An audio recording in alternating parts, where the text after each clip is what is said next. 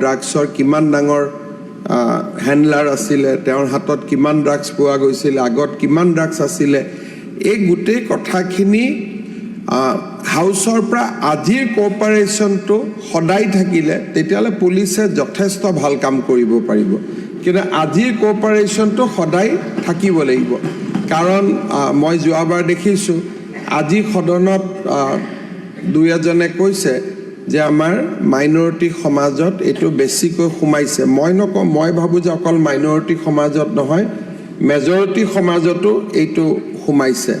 কিন্তু যেতিয়া কোনোবা এজন অপৰাধীক ধৰা যায় তেতিয়া আকৌ তেওঁৰ ধৰ্মলৈও সদনত আলোচনা হয় যে এওঁৰ ধৰ্ম কি বা এনেকুৱাই মানুহ নেকি। গতিকে আজিৰ যিটো পজিটিভিটি সেইটো মেইনটেইন হ'লে তেতিয়ালে আমি যথেষ্ট ভাল কাম কৰিব পাৰোঁ। কিন্তু যেতিয়া প্ৰত্যেক দিনাই পুলিচৰ কাঠগড়া থিয় কৰা হয়, স্বাভাৱিকভাৱে পুলিচৰ স্পীডটো যদি 100 থাকে 90লৈকে নামি যায়।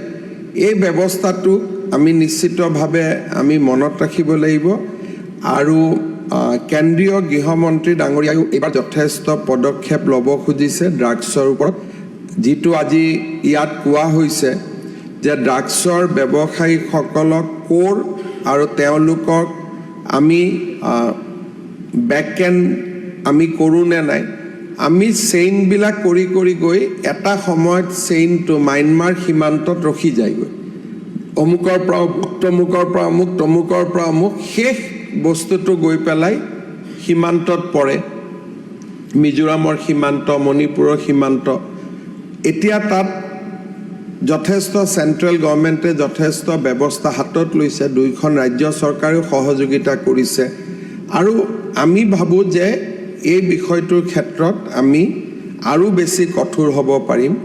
কিন্তু লগত আৰু এটাও কথা আছে যিটো আমি সকলোৱে চকু দিব লাগিব, যে ব্যৱসায়ীসকলৰ লগত যিসকল যুৱক ভিক্টিম হ'ল তেওঁলোকক আমি ৰিহেবিলিটেশ্যন কেনেকৈ কৰিব পাৰোঁ। আজি দেখা যায় যে যিবিলাক নিচামুক্তি কেন্দ্ৰ আছে তেওঁলোকেও বহুতৰ, মই সকলোকে নকওঁ, 2-4জনে তেওঁলোকে নিজেই ড্ৰাগছ দিয়া আৰম্ভ কৰি দিয়ে। নিচামুক্তি কেন্দ্ৰ গৈ পেলাই আকৌ ড্ৰাগছ খোৱাৰে এটা কেন্দ্ৰ হৈ পৰে। গতিকে এই দিশতো আমি ভাল ভাল NGOক আমি আহ্বান জনাম যে আপোনালোকে ৰিহেবিলিটেশ্যন চেণ্টাৰৰ কাৰণে আগবাঢ়ি আহক।